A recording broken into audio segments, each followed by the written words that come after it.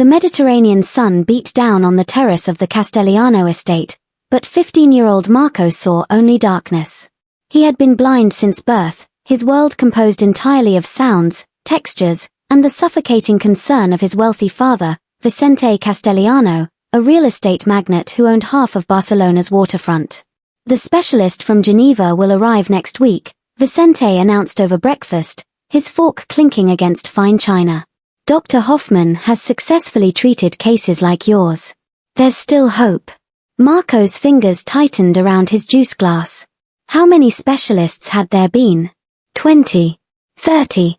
Each one a new disappointment wrapped in false promises. I don't want another doctor, father. You don't know what you want, Vicente snapped. You're a child. A Castelliano heir cannot be. He stopped himself, but Marco heard the unspoken word, defective. In the kitchen, Rosa Mendoza wrung out a cleaning cloth and listened to the familiar argument through the doorway. She'd worked for the Castellanos for 3 months, a housekeeper hired to maintain the sprawling villa. At 42, she'd raised 3 children on her own while working multiple jobs, and she recognized the loneliness in Marco's voice, the same loneliness her youngest had felt when kids mocked him for wearing second-hand clothes. Later that afternoon, Rosa found Marco sitting in the garden, his face tilted toward the sun. "May I join you?" she asked softly. Marco shrugged. Most servants avoided him, uncomfortable with his disability. Rosa sat on the stone bench beside him. "My grandmother was blind for the last 10 years of her life," she said. "She used to tell me that she saw more clearly than anyone else, she just saw with different eyes." "That's a nice story," Marco said bitterly. "But I'd rather see with regular eyes." "I understand," Rosa said simply. No platitudes, no forced optimism. Just acknowledgement. Something in Marco's chest loosened slightly. Over the following weeks, Rosa became his unexpected companion.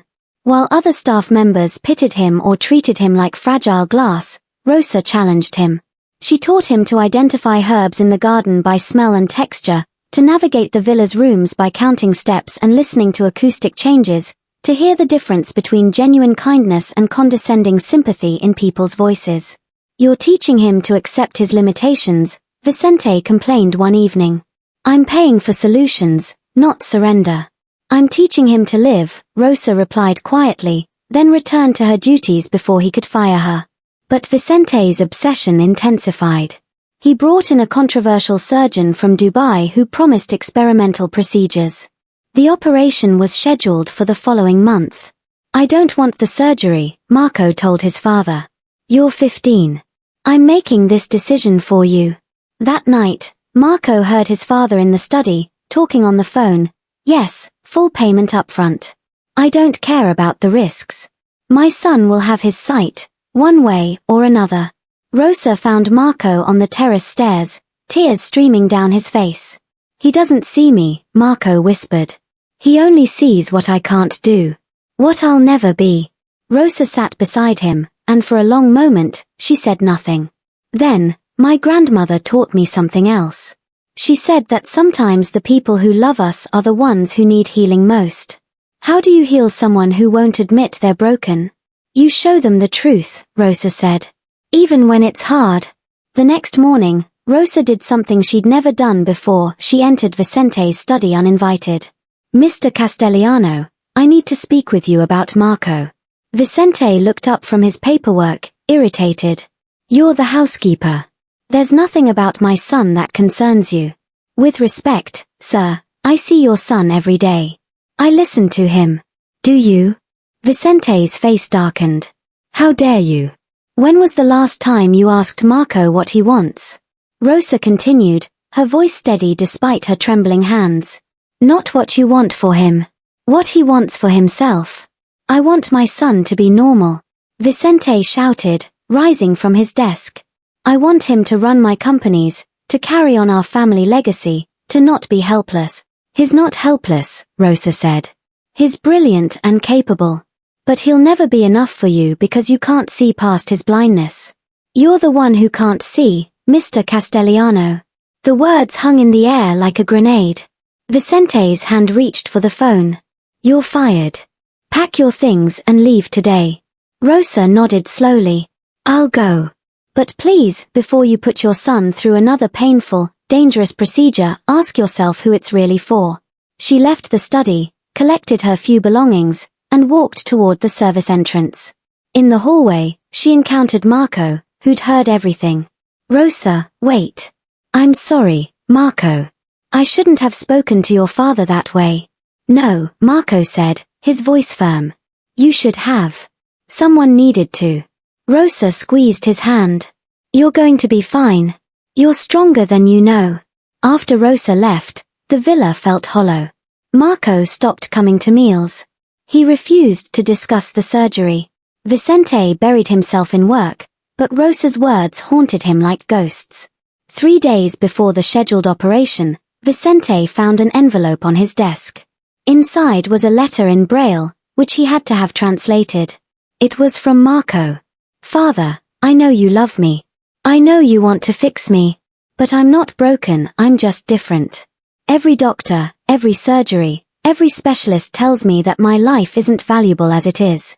But Rosa showed me I can have a full life, a meaningful life, exactly as I am. I don't need to see to be worthy of love. I just need you to love me as I am. If you can't do that, then no surgery will ever be enough. Vicente read the letter 3 times, his hands shaking. Then he did something he hadn't done in years. He went to Marco's room and knocked. May I come in? Marco sat on his bed, his face guarded. It's your house.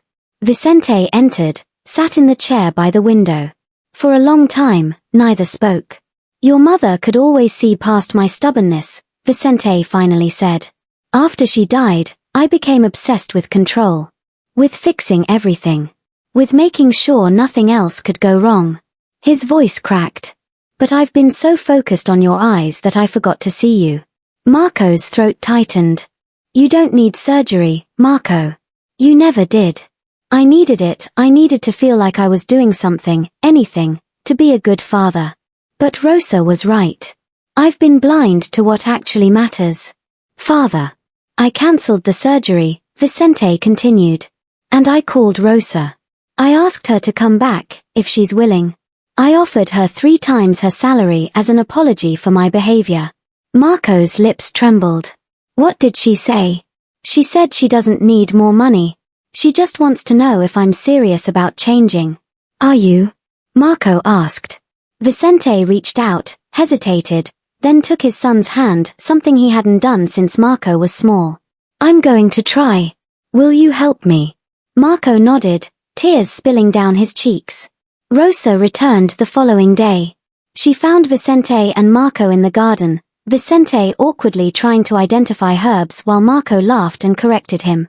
The basil is on your left, father. That's oregano. Vicente looked up as Rosa approached, then stood. Thank you, he said simply, for showing me what I couldn't see. Rosa smiled. You just needed someone to rub the scales from your eyes, Mr. Castellano. Over the following months, the Castellano household transformed. Vicente learned to speak with Marco, not at him. He enrolled his son in a school for the blind where Marco thrived, discovering a passion for music composition. Vicente attended every recital, every achievement, beaming with genuine pride. Rosa continued working for the family, but now as a trusted friend rather than just staff. She watched as Vicente slowly became the father Marco had always needed, present, supportive, accepting. One evening, as the 3 of them sat in the garden listening to Marco practice a new piano composition, Vicente turned to Rosa. I was so desperate to give him sight that I never realized he could already see what mattered most. He just needed someone to help me open my eyes. Rosa nodded. Sometimes the greatest gift we can give someone isn't to change them, but to see them, truly see them exactly as they are. Marco's music drifted through the Mediterranean evening, beautiful and whole and perfect in its own unique way.